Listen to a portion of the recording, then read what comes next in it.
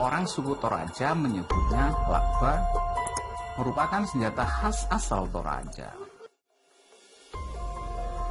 Menjadi salah satu senjata yang kini banyak dijadikan oleh-oleh jika berkunjung ke tanah Toraja.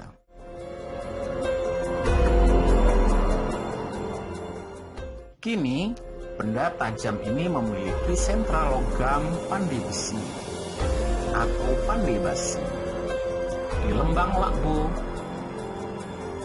Kecamatan Sanggalangi, Toraja Utara. Di Lembang Lakbo, meskipun tak semua menjadi pengrajin parang, namun ada satu wilayah desa tersebut yang membuatnya. Bahan-bahan yang dipakai pun sangat beragam. Akan tetapi yang sering dipakai dan diolah menjadi sebuah parang Toraja banyak dibuat dari per mobil, stainless atau besi baja dan lain-lain. Dan tentu pengolahannya pun dengan olahan khas Toraja. Salah satu kekhasan parang Toraja terletak pada bagian gagang. Pada bagian ini, gagang dibuat dari akar bambu yang dikenal dengan sebutan patung. Selain dari bahan akar bambu, tidak sedikit patung dibuat oleh pandai besi tanah Toraja dengan menggunakan bahan tanduk kerbau. Terkadang pun pandai besi membuat gagang parang dengan bahan campuran terbuat dari akar bambu yang dikombinasi dengan tanduk kerbau. Ini pun dibuat dengan ukiran-ukiran khas Toraja yang dibubuhkan pada gagang dan semakin menambah keindahan serta kekhasan khas Toraja. Parang Toraja umumnya banyak digunakan untuk menyembelih hewan kerbau.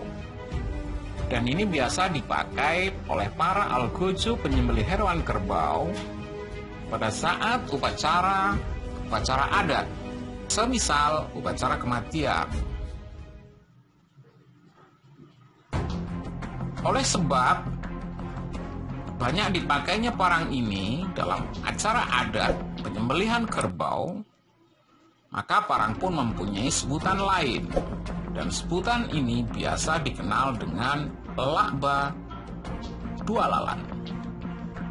Di samping untuk menyembelih kerbau, parang Toraja juga banyak dipakai untuk memangkas pohon, memangkas ranting, dan memangkas hal-hal lain yang biasa digunakan dalam keseharian. Juga, jenis parang ini banyak dipakai atau banyak dibuat sebagai badik, atau lebih tepatnya sejenis badik yang digunakan untuk potong daging serta kebutuhan harian yang lainnya. Adapun legenda tentang parang Toraja setidaknya dikenal. Ada dua jenis. Yang ini pun tergolong sebagai senjata keramat atau dikeramatkan. Yang pertama adalah pongolok,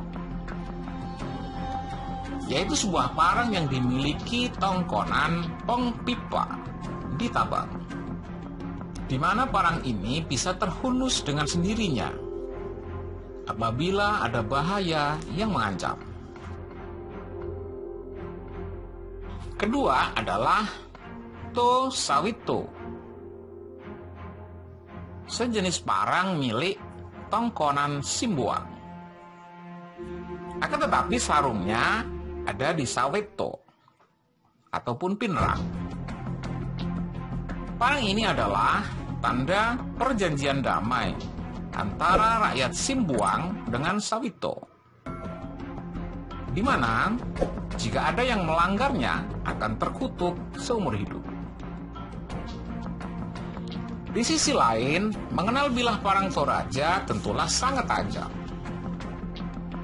Tingkat ketajamannya sudah sangat teruji. Kita pun bisa menyaksikan bagaimana ketajaman parang Toraja pada saat upacara kematian, tepatnya pada saat penyembelihan kerbau.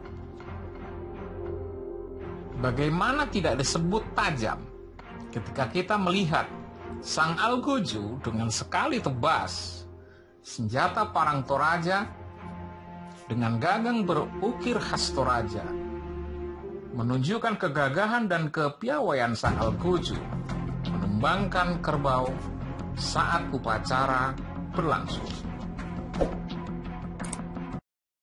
Mengenai warangka ataupun sarung parang Toraja, biasanya terbuat dari bahan kayu. Dibuat sedemikian rupa, kemudian dibubuhi dengan ukiran-ukiran khas Toraja yang mempercantik, yang akhirnya memberikan kesan lebih cantik ataupun lebih gagah, lebih elok, dan punya kewibawaan pada parang Toraja. Sehingga ketika berpadu dengan bilah, gagang, dan sarung, maka parang Toraja menjadi satu kesatuan senjata yang sangat khas, yakni khas tanah Toraja.